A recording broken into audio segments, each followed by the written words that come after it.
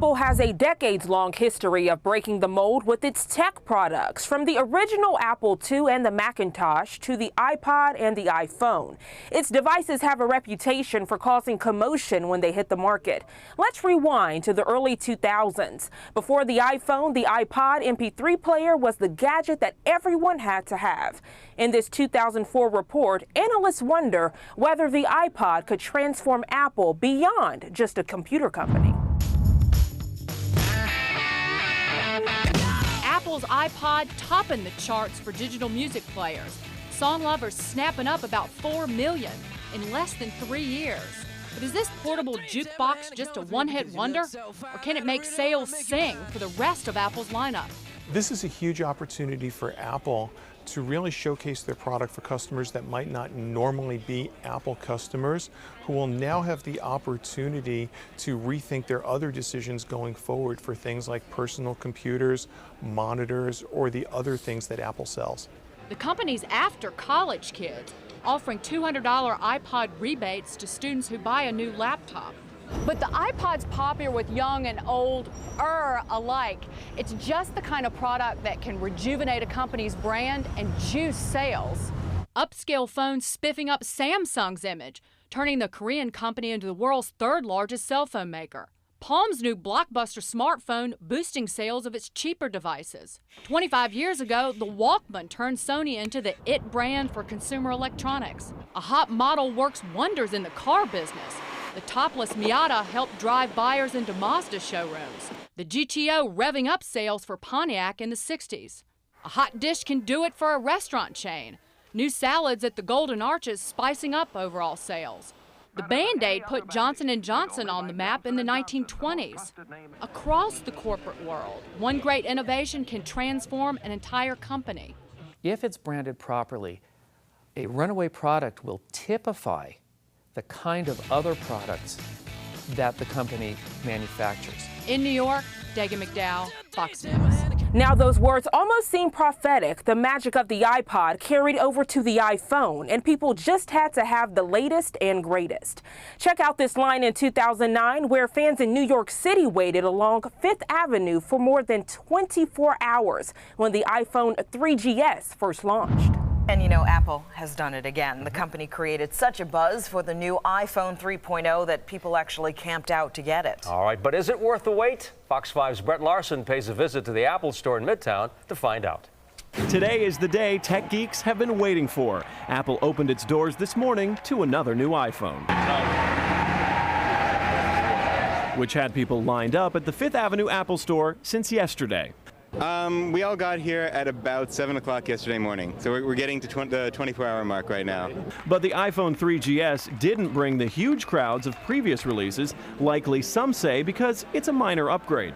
I think it's definitely an upgrade bump. That said, it's going to enable a lot of new apps for the iPhone. The faster processor is going to give developers a lot more latitude to do cool things. The biggest difference is the phone's long overdue ability to shoot video and voice commands, which will let users talk to their phone to make it perform simple tasks like playing music or making calls. The camera on this iPhone is far better, so if you're interested in that, the 3GS is a good buy. Still missing, at least for U.S. subscribers, sending multimedia messages or MMS messages. The phone has the capability, but AT&T won't switch it on until later in the summer. AT&T also won't let the new phone be used as a modem for your laptop just yet. Tethering is really a buzzword. It's not really that heavily used except among people who write tech blogs. MMS is a much bigger deal, and that's going to come soon. By Christmas, this will all be forgotten. All this didn't stop Cheryl King, who jumped in line earlier this morning to nab the new phone. My BlackBerry totally does not work anymore, and I was desperate, and I wanted to be one of the first to get it. I felt like a celebrity. Everyone's clapping and cheering. You can find out my initial thoughts on the new phone. Check out my blog. Log on right now to myfoxny.com, and while you're there, you can post your comments as well on Apple's new iPhone. Brett Larson, Fox 5 News. You heard it. That one customer said she felt like a celebrity and wanted to be among the first to nab the new phone. Release after release, the iPhone drew crowds in the dozens. And it wasn't just in major cities either. Check out the lines for the iPhone 5 here in Minnesota back in 2013. Let's head inside the Mall of America. The workers come out like they're giving away the new iPhone 5, the line cheering like they're rock stars. Kylie Leonetti was first in line, waiting since 10:30 last night. But even after handing over the cash for the coveted gold iPhone 5, it's as if she won the lottery. It's more of a champagne color, so if you can get your paws on one, I recommend it. And they're all the same, whether at the Uptown store. My friends know I'm gonna have it on the first day, always. Or the Mall of America. I'm gonna feel like I'm just getting something really fantastic. Still, a lot of us just don't get it, so we thought we'd ask an expert. But he was right there with them. I actually happened to be standing in line this morning, and I myself got the iPhone 5S. Dr. Varma says there's nothing unhealthy about it, just a passion for being first. He compares it to the hunter-gatherer mentality. Don't you think it's fun to actually go out and stalk your prey and catch it and then eat it? There's a certain demographic that loves that kind of stuff. And those are the kind of people that actually stand in line. So before you chalk up these people who are waiting in line for the new iPhone as simply nuts, take a look at the line for scrapbooking. I think these people are waiting even longer for what they want. So in the end, it may be that for all of us, there are simply certain things worth waiting for. Karen Scullin, Fox 9 News. The lines aren't the only thing Apple releases were known for. Let's take it back a few decades now. In 1984, Apple aired its famous Super Bowl commercial to introduce the Macintosh. The commercial is still widely regarded as the best Super Bowl commercial and maybe even one of the best ever commercials to this day. Have you seen it? Let's check it out and the computer it was introducing. On January 24th, Apple Computer will introduce Macintosh. And you'll see why 1984 won't be like 1984. It was a belated Christmas present for personal computer shoppers and hopefully for the Apple Corporation itself. After being beaten consistently by IBM computer sales, Apple unveiled its $2,500 20-pound baby today. It's unusually quick and allows the operator to give commands by pointing the mouse at the screen. All you need to do is to grab the mouse and use it to point the cursor to a file menu on the computer.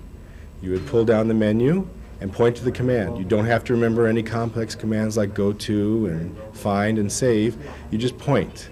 The handheld mouse allows you to move the cursor across the 9-inch screen without touching the keyboard. At that point, you become an extension of the computer. And for those who are not technically minded, the Macintosh is perfect.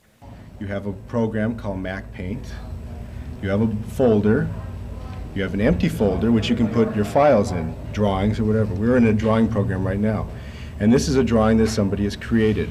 Hopefully, this totally integrated computer package will give the bite needed to pull Apple from its financial pits. Even though it sold more personal computers last year than IBM, Apple earnings took a dive. Now the company expects its Macintosh to push it to the top of the heap. Marcia Bonhart, Channel 11 News. Apple products can come with a hefty price tag, so the resale market can be just as popular and volatile.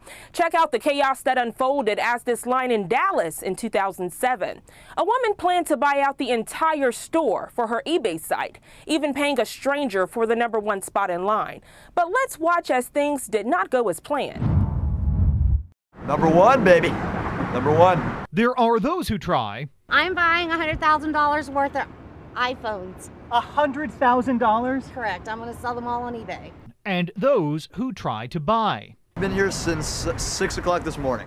While Mark Ribblier spent the last 12 hours waiting in line for an iPhone at the AT&T store on Oaklawn in Dallas. How much would it cost to buy your position in the front of the line? 15 minutes before the 6 o'clock launch after others spent hours. I've been here since 12:30.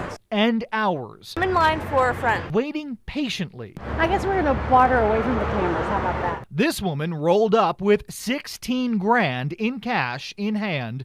7, 8. And bought Mark's #1 spot in line for $800. She gave me $800. Money talks. A worthwhile investment, she thought, because It's an old somewhere on eBay, so it's all right. Yet when the doors finally opened, I am first. Yep, she was first. But maybe instead of stopping at the bank, she should have stopped to read the rules. Her plan to buy out the store? Sorry. Can you buy more than one phone? Unfortunately, we can only sell one per customer. AT&T imposed a one phone per customer limit to make sure there were enough to go around. That's a serious package, folks. That is a serious package. As for Mark and his $800 spot, turns out he didn't really need it. There were 3 people in his party, and they only wanted to buy 2 phones. Pleasure, we have a little signature leather case here. So he's stocking up a phone with all the accessories and the knowledge that there are some things I don't think she was too happy with you. I don't think she was, and on top of that, she didn't get a free phone. that money can't buy. Steve Noviello, I just think she got the short end of the stick there, America. Fox 4 News. Not that I'm mad at her, she did give me $800, so.